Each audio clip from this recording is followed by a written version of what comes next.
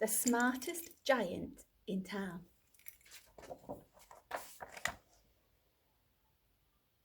George was a giant, the scruffiest giant in town. He always wore the same pair of old brown sandals and the same old patched up gown. I wish I wasn't the scruffiest giant in town, he said sadly. But one day, George noticed a new shop. It was full of smart clothes, so he bought a smart shirt, a smart pair of trousers, a smart belt, a smart stripy tie, some smart socks with diamonds up the sides, and a pair of smart shiny shoes. Now I'm the smartest giant in town, he said proudly. George left his old clothes behind in the shop. He was about to go home when he heard a sound. On the pavement stood a giraffe who was sniffing sadly. "What's the matter?" asked George. "It's my neck," said the giraffe. "It's so very long and so very cold. I wish I had a long, warm scarf." "Cheer up," said George, and he took off his stripy tie. "It didn't match my socks anyway," he said, as he wound it round and round the giraffe's neck. "It made a wonderful scarf." "Thank you," said the giraffe. As George strode towards home, he sang to himself. "My tie is a scarf for a cold giraffe, but look me up and down, I'm the smartest giant in town." George came to a river. On a boat stood a goat who was bleating loudly. "What's the matter?" asked George. "It's my sail," said the goat. "It blew away in a storm. I wish I had a strong new sail for my boat." "Cheer up," said George, and he took off his new white shirt. "It kept coming untucked anyway," he said, as he tied it to the mast of the goat's boat. It made a magnificent sail. "Thank you," said the goat.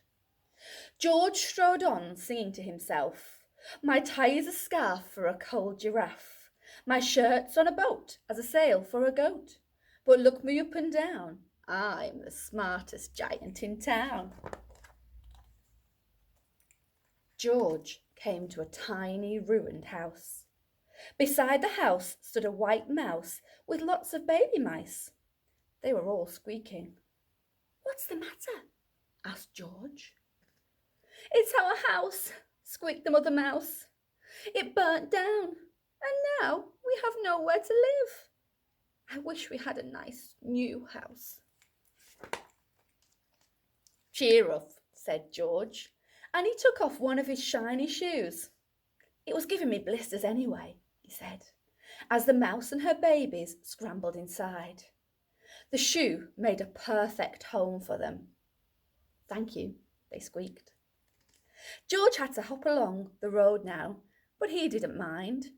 As he hopped, he sang to himself.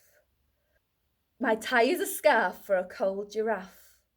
My shirt's on a boat as a sail for a goat. My shoe is a house for a little white mouse. But look me up and down, I'm the smartest giant in town." George came to a campsite. Beside a tent stood a fox who was crying. "What's the matter?" asked George. "It's my sleeping bag," said the fox. "I dropped it in a puddle. I wish I had a warm, dry sleeping bag." Oh, I wonder what George is going to do to help. "Cheer up," said George, and he took off one of his socks with diamonds up the sides. "It was tickling my toes anyway," he said, as the fox snuggled into it. "It made a very fine sleeping bag." "Thank you," said the fox. George hopped on, singing to himself. "My tie is a scarf for a cold giraffe. My shirt's on a boat as a sail for a goat. My shoe is a house for a little white mouse. One of my socks is a bed for a fox. But look me up and down, I'm the smartest giant in town." George came to a big squelchy bog. Beside the bog stood a dog, who was howling. "What's the matter?" asked George. "It's this bog," said the dog. "I need to get across, but I keep getting stuck in the mud. I wish there was a safe, dry path." Let's see what George does to help. "Cheer up," said George, and he took off his smart new belt. "It was squashing my tummy anyway," he said, as he laid it down over the bog. It made an excellent path. "Thank you," said the dog. The wind started to blow, but George didn't mind.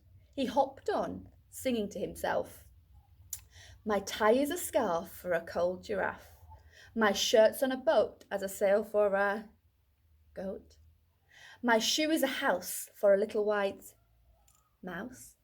One of my socks is a bed for a fox. My belt helped a dog who was crossing a bog. But my trousers are falling down. I'm the coldest giant in town." Suddenly, George felt sad and shivery and not at all smart. He stood on one foot and thought, "I'll have to go back to the shop and buy more clothes," he decided. He turned round and hopped all the way back to the shop. But when he got there, it was closed. "Oh no," cried George. He sank down onto the doorstep and a tear ran down his nose. He felt as sad as all the animals he had met on his way home. Then out of the corner of his eye, he saw a bag with something familiar poking out of the top. George took a closer look. "Oh, I wonder what's in the bag." "My gown," he yelled, "my dear old gown and sandals." George put them on. Oh, he felt wonderfully comfortable. "I'm the cosiest giant in town," he cried, and he danced back home along the road. Outside his front door stood all the animals he had helped. They were carrying an enormous present. "Come on, George," they said. "Open it." George untied the ribbon. Inside was a beautiful gold paper crown and a card.